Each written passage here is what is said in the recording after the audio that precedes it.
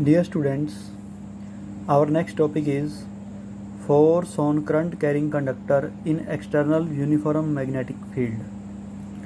बच्चों, आज हम पढ़ेंगे कि अगर किसी करंट कैरिंग कंडक्टर को एक्सटर्नल मैग्नेटिक फील्ड में रखा जाए तो उस कंडक्टर पर कितनी फोर्स लगती है। यहाँ पर एक्सटर्नल मैग्नेटिक फील्ड का मतलब है कि ये magnetic field current carrying conductor खुद प्रोड्यूस नहीं कर रहा, इस मैग्नेटिक फील्ड का सोर्स कोई और है, कहीं और से प्रोड्यूस हुई मैग्नेटिक फील्ड में हमने इस कंडक्टर को रखा है और उस मैग्नेटिक फील्ड की वजह से कंडक्टर पर कितनी फोर्स लग रही है। और ये भी है कि जो यूनिफॉर्म मैग्नेटिक फील्ड है वो यूनिफॉर्म है।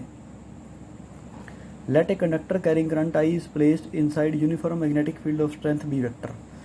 मान लो कि कंडक्टर के अंदर करंट आई है, वो uniform magnetic field of strength B vector में रखा गया है, सच दैट कि angle between the direction of current through conductor and magnetic field is theta.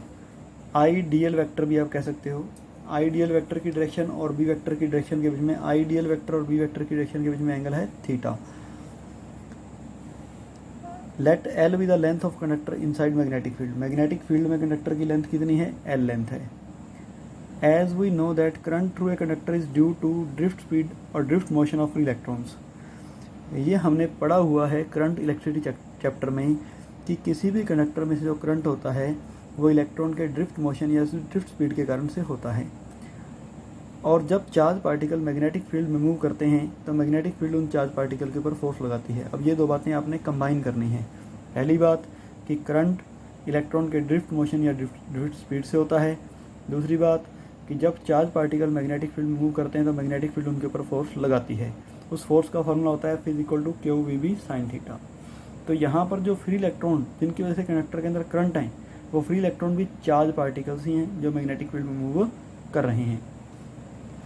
तो इन फ्री इलेक्ट्रॉन्स पर मैग्नेटिक फील्ड फोर्स लगाती है, लेकिन वो फ्री इलेक्ट्रॉन कंडक्टर के अंदर हैं तो हम कह सकते हैं कि वो फोर्स कंडक्टर के ऊपर लगती है।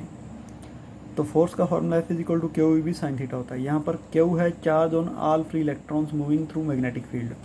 तो Q सभी इलेक्ट्रॉन्स का चार्ज है और सभी इलेक्ट्रॉन का चार्ज निकालने के लिए हमें क्या करना होगा? Number of electrons into charge on one electron करना होगा। नंबर ऑफ इलेक्ट्रॉन निकालने के लिए हम कैपिटल N निकालने के लिए हम small n into volume of conductor करेंगे, क्योंकि स्मॉल n क्या होता है? नंबर ऑफ फ्री इलेक्ट्रॉन्स पर यूनिट वॉल्यूम, जिसको हम नंबर डेंसिटी ऑफ इलेक्ट्रॉन भी कहते हैं। तो ये small n number of free electron पर यूनिट वॉल्यूम है, इंटू वॉल्यूम करेंगे तो total number of free electron आ जाएगा, इंटू ई मतलब एक इलेक्ट्रॉन का चार्ज है। तो Q की वैल्यू आ गई हमारे पास N इंटू AL इंटू ई और NE/AL, ये हमारे पास करंट की वैल्यू आ गई। नेक्स्ट, जो इलेक्ट्रॉन है वो ड्रिफ्ट स्पीड से मूव कर रहे हैं, इसलिए वेलोसिटी v की जगह हमें ड्रिफ्ट स्पीड v लेनी होगी। तो using equation 2 and 3 in equation 1 we get F = NE/AL into VD into B। अब अगर हम टर्म्स को रीअरेंज करें, VD को अलग कर दें और L को अलग कर दें तो NE/AVD into LV sin theta बन जाएगा।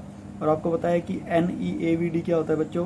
करंट I, जो आपने करंट I और ड्रिफ्ट वेलोसिटी V में रिलेशन पढ़ी हुई है।